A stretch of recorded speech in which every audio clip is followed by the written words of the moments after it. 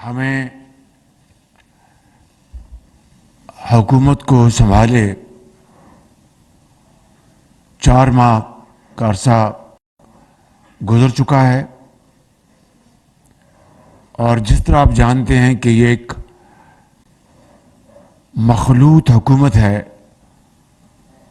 جو کہ پاکستان بھر کی نمائندہ سیاسی پارٹیوں پر مشتمل ہے۔ جب ہم نے یہ ذمہ داری سنبھالی اور مجھے میرے قائد میاں نواز شریف، آپ نے اور باقی جو ہماری اتحادی پارٹیوں کے زعماء نے مجھے اس مقصد کے لیے منتخب کیا، تو مجھے اندازہ تھا صورتحال کی ترشی کی، سختی کی اور معاشی تباہی کی، لیکن ہم نے اللہ تعالیٰ کا نام لیا اور معاملات کو، ذمہ داری کو قبول کیا۔ اس نیت کے ساتھ کہ ہم مل کر پاکستان کو اس معاشی تباہی سے بچانے کی بھرپور کوشش کریں گے، باقی نتائج اللہ تعالیٰ کے ہاتھ میں ہیں۔ اس میں حصہ بقدر جسہ سب پارٹیوں کا اس حکومت میں حصہ ہے، اور ہم نے مل کر ذمہ داری نبھانے کے لیے اپنے سفر کا آغاز کیا۔ مگر جسے کہتے ہیں کہ سر مڈاتے اولے پڑے، دنیا میں تیل اور پٹرول کی قیمتیں اس وقت آسمان سے باتیں کر رہی تھیں، $120 فی بیرل سے بھی کراس کر گئی تھی، جو کہ پچھلی دہائیوں میں اس کی مثال نہیں ملتی۔ یعنی جب کبھی دنیا میں کوئی کرائسس آیا تو $80، $90، $100، 105، مگر یہ $120 سے بھی کراس کر گئی۔ دوسری طرف جانے والوں نے ہمارے لیے ایک گڑھا کھود دیا تھا، تاکہ جسے کہتے ہیں کہ نہ رہے بانس نہ بجے بانسری، یعنی دنیا میں آسمان سے قیمتیں باتیں کر رہی ہوں، اور اس پاکستان کی بدترین کرپٹ اور نااہل انکمپٹنٹ حکومت نے اپنے 3.5 پونے 4 سالوں میں تو اس ملک کے اندر ایک دھیلے کی بھی رتی برابر بھی عام آدمی کو اس کی زندگی میں بہتری لانے کی کوشش نہیں کی۔ لیکن جانے سے پہلے جب ان کو ان کا شک یقین میں بدل گیا کہ اب ہماری چھٹی ہو جائے گی اور اپوزیشن جو ہے ان کے پاس ووٹوں کی تعداد مکمل ہو چکی ہے، تو وزیر اعظم ہاؤس میں بیٹھے ایک افسر نے عمران نیازی کو مشورہ دیا کہ آپ فوراً تیل کی قیمتیں کم کر دیں۔ اس کو یہ بات، چونکہ اس کا دماغ تو ہے نہیں، ایک افسوسناک بات ہے، یہ تو اللہ کی دین ہے، اس نے فوراً پیغام بھیجا پیغام رساں کے ذریعے اس وقت کے وزیر خزانہ کو کہ بھئی ہمیں قیمتیں کم کر دینی چاہیے. جو بھی اس نے کم کیا 10 روپے 15 روپے یا جو بھی تھا, اس وقت کے وزیر خزانہ نے اپنے سر چھت کو لگایا کہ یہ تو ممکن نہیں, میں یہ نہیں کر سکتا, بالکل ہمارے پاس پیسے کہاں ہیں, اور ادھار لے رہے ہیں. ان 3.25 سالوں میں آپ جانتے ہیں مفتاح اسماعیل ہمارے وزیر خزانہ بیٹھے ہیں, 3,000 ارب روپیہ, مفتاح ایم رائٹ, 3,000 ارب روپے کے قرض لیے, سوری 20,000 ارب روپے, میں 30,000 کرتے 20,000 ارب روپے کے قرض لیے گئے, جو کہ پاکستان کی تاریخ سے لے کر اس وقت تک یعنی 80% پاکستان کے لیے گئے قرضوں کے مساوی تھے. اور انہوں نے تیل کی قیمتیں یکایک کم کر کے انہوں نے نہ صرف یہ گڑھا کھودا بلکہ پاکستان کے 22 کروڑ عوام کو معاشی تباہی کے دہانے دھکیل دیا. آئی ایم ایف کے جو معاہدہ انہوں نے کیا تھا, ہم نے نہیں کیا, یہ معاہدہ انہوں نے کیا تھا, اس معاہدے کی انہوں نے اس کو پارا پارا کر دیا. اب جب ہم نے اقتدار سنبھالا تو سامنے مشکلات تھی, اور آئی ایم ایف کا معاہدہ جو ہے وہ رک چکا تھا. انہوں نے ہمیں کہا جناب آپ وہ شرطیں پوری کریں, وہ دوبارہ آپ ٹیکس لگائیں جو پچھلی حکومت نے ہم سے اپنا معاہدہ کیا تھا, تب ہم آپ سے بات کریں گے, ورنہ آپ سے ہم بات نہیں کر سکتے. اور آپ جانتے ہیں کہ کس طریقے سے انہوں نے 3.25 سال میں معاشی تباہی میں کرپشن کو سر فہرست کر دیا. آپ کو اچھی طرح علم تھا کہ نواز شریف کے دور میں 2018 اگست میں جب یہ حکومت آئی تو اس سے پہلے چینی 52 روپے تھی. میں درست کہہ رہا ہوں؟ زور سے بتائیں, میں درست کہہ رہا ہوں؟ وہ وقت آیا کہ چینی 100 روپے سے کراس کر گئی پی ٹی آئی کی حکومت میں, 100 روپے سے. ہوا کیا کہ انہوں نے منصوبہ بنایا, انہوں نے چینی پہلے ایکسپورٹ کی کہ جی ہمارے پاس بہت چینی کے وافر ذخائر ہیں, اور اس کے اوپر تورا امتیاز یہ کہ ساتھ سبسڈی دے دی کہ جی چونکہ چینی ایکسپورٹ کرنی ہے تو وہ ڈالر کمانے کے لیے کچھ خسارہ ہے تو سبسڈی دے دی.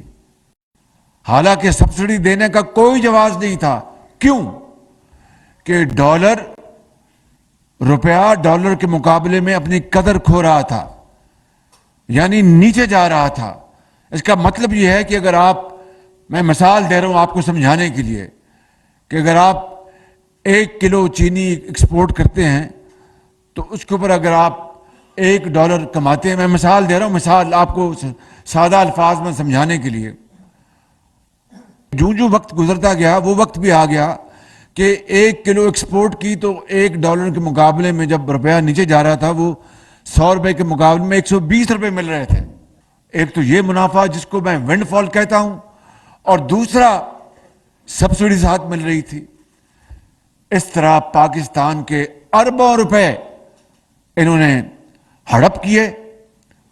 سبسڈی کے نام پر, اور دوسری طرف ڈالر جو اپنی تیزی سے اوپر جا رہا تھا اور روپیہ نیچے آ رہا تھا وہ ونڈ فال بھی ان کی جیب میں گیا, اور اس طرح اربوں روپے ہڑپ کیے گئے. اسی طریقے سے گندم کے اوپر, گندم انہوں نے پہلے ایکسپورٹ کی, پھر گندم بعد میں امپورٹ کی, مہنگی گندم, اس میں پاکستان کا انہوں نے بیڑا غرق کیا معاش کا. اس کے بعد وہ وقت آیا کہ گیس مارکیٹ میں, جب کووڈ کے زمانے میں بتا رہا ہوں, مارکیٹ میں کووڈ کے بعد مارکیٹ میں گیس $4 پر یونٹ تھی. گیس مارکیٹ, سپاٹ مارکیٹ $3 یا $4 تھی گیس, جس سے ہمارے بجلی کے پلانٹ چلتے ہیں اور کارخانے چلتے ہیں اور گھروں میں جاتی ہے. انہوں نے نہیں خریدی، نہ اسپاٹ مارکیٹ میں انہوں نے لیا، نہ لانگ ٹرم معاہدے کیے۔ نواز شریف کے زمانے میں جب یہ پلانٹ لگ رہے تھے تو قطر کے ساتھ G2G معاہدہ کیا، گورنمنٹ ٹو گورنمنٹ، اور وہ 13% پہ وہ گیس لی گئی۔ وہ مطلب میں آسان لفظوں میں سمجھا دوں کہ وہ کروڈ آئل سے اس کا گیس کا ایک ہوتا ہے ریلیشن، اور بہت اچھے داموں پر اور اچھے شرائط پر وہ معاہدہ ہوا لانگ ٹرم۔ پھر 2015-16 کی بات ہے، 16 کی، پھر 2021 میں دوبارہ ان کے دور میں معاہدہ ہوا۔ نواز شریف کا معاہدہ 15 سال کا تھا دیر پا، اور یہ معاہدہ دوسرا جو ہوا وہ 10 سال کا تھا۔ اس میں قطر نے مہربانی کی اور بھی انہوں نے سستی یعنی 10% پہ انہوں نے وہ گیس دی، اور وہ معاہدہ جب ہوا تو آپ کو یاد ہے وہ ہمارے جو سپہ سالار وہ خود تشریف لے گئے تھے۔ اس کے بعد جب کووڈ آیا تو گیس جو تھی وہ یعنی بالکل ریوڑیوں کے بھاؤ بک رہی تھی، انہوں نے اس کو نہیں خریدا، نہ لانگ ٹرم نہ شارٹ ٹرم انہوں نے خریدا، اور پھر تیل مافیا اپنا حاوی ہو گیا، اور اس کا نتیجہ یہ نکلا کہ مہنگی ترین بجلی بننی شروع ہوئی پاکستان میں۔ اور پھر جب یوکرین کا کرائسس آیا، کیا پتا ہوتا ہے کرائسس کب آ سکتا ہے، جنگ چھڑی تو روس نے گیس بند کر دی، پوری دنیا یورپ خاص طور پر وہ پل پڑا جہاں جہاں گیس اویلیبل تھی، اور ہمارے جیسے ملک کو گیس حاصل کرنا ہمارے لیے دشوار ہو گیا۔ آپ یقین کریں کہ پوری کوشش کے بعد ٹینڈرز کھلتے تھے، کوئی بڈ نہیں آتی تھی کہ گیس اویلیبل نہیں تھی، اور ہمیں مہنگے ترین تیل خریدنا پڑا، مہنگا ترین تیل، اور اس سے پہلے بجلی بنائی، اور بجلی بنا کر آگے جو چھوٹا جو غریب آدمی اس کو سبسڈی دے کر آگے بجلی مہیا کی، یعنی مہنگا ترین تیل خریدا، مہنگی ترین بجلی بنائی، اور آگے پھر یہ خودار کی زندگی ہم بسر کرتے ہیں، پھر اس میں پیسہ ڈال کر اس کو بجلی کو سستا کر کے آگے عام آدمی کو کسان کو بجلی مہیا کی۔ یعنی جس ملک کی حالت یہ ہو اس کے ساتھ 3.25 سال جو کھلواڑ کھیلا گیا، جو تماشا کیا گیا، وہ میں نے اپنی زندگی میں نہیں دیکھا ایسا۔ بڑے بڑے لوگ دیکھے، لیکن اس طرح کا تماشا جس نے پاکستان کی معیشت کو اس کا کچومر نکال دیا، دن رات جھوٹ بولا قوم کے ساتھ، چور اور ڈاکو کا بیانیہ دن رات اپنا ہر جگہ کہا، اور چاہے اپنا لوگوں کی دال روٹی کا معاملہ ہو، چاہے لوگوں کے روزگار کا معاملہ ہو، ٹانگ پہ ٹانگ رکھ کر بھاشن دینا، اس کے علاوہ انہوں نے کچھ نہیں کیا۔ اور اس کے ساتھ ساتھ جو باقی جو معاملات جو اب سامنے آ رہے ہیں وہ آپ کے سامنے ہیں۔ میں تفصیل میں نہیں جان چاہتا تاکہ میں جو اصل مقصد جو آج کی میٹنگ کا ہے میں اس پر موقوف رہوں۔ میں کہنا یہ چاہتا ہوں میرے بزرگوں، بھائی اور میرے بہنوں اور ساتھیوں کہ یہ وہ حالات تھے جس میں ہم نے یہ ذمہ داری سنبھالی، اور پھر جب IMF میری ابھی پرسوں جب IMF کا معاہدہ ہوا تو کابینہ میں ایک میٹنگ میں بیٹھا تھا، تو یہ منسٹر آف فائنانس میرے پاس تشریف لائے، کہا جی کہ ابھی خبر آئی کہ IMF کا پروگرام ہو گیا ہے۔ تو میں نے بھری میٹنگ میں کہا کہ مجھے اللہ کا شکر ہے کہ پاکستان ڈیفالٹ سے بچ گیا، مگر یہ کوئی مبارکباد کا موقع نہیں ہے کہ ہم قرض لے رہے ہیں، قرض لے رہے ہیں، تو اس کے اوپر کس بات کی خوشی اور کس بات کی مبارکباد؟ اس مالک کا کرم ضرور ہے، اس کا لاکھ لاکھ شکر ہے کہ ڈیفالٹ سے بچ گئے، جو عمران خان چاہتا تھا اور بار بار کہتا تھا کہ پاکستان جو ہے وہ یہ بن جائے گا سری لنکا۔ وہ اب آپ دیکھ لیں، اس کا چہرہ دیکھ لیں، اس کا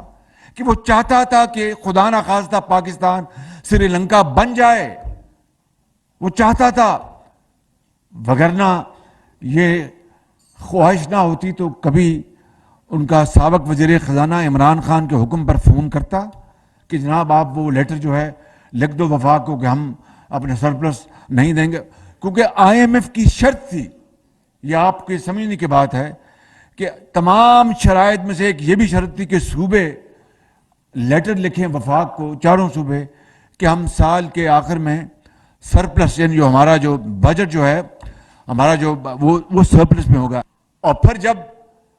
وہ وقت قریب آ رہا تھا آئی ایم ایف کے بورڈ کی میٹنگ کا، یعنی 29 اگست جو ابھی گزری ہے، انہوں نے اپنا فون کیے فائنانس منسٹر کے پی کو اور فائنانس منسٹر پنجاب کو. کے پی کا تو خط پہنچ گیا، پنجاب کا خط بیچ میں کہیں اٹک گیا، اور اس کی آپ نے آواز سن لی، گفتگو سن لی. اس کے بعد کسی کو شک ہے کہ وہ شخص جو اپنے آپ کو مسیحا کہتا تھا کہ میں پاکستان میں 90 دن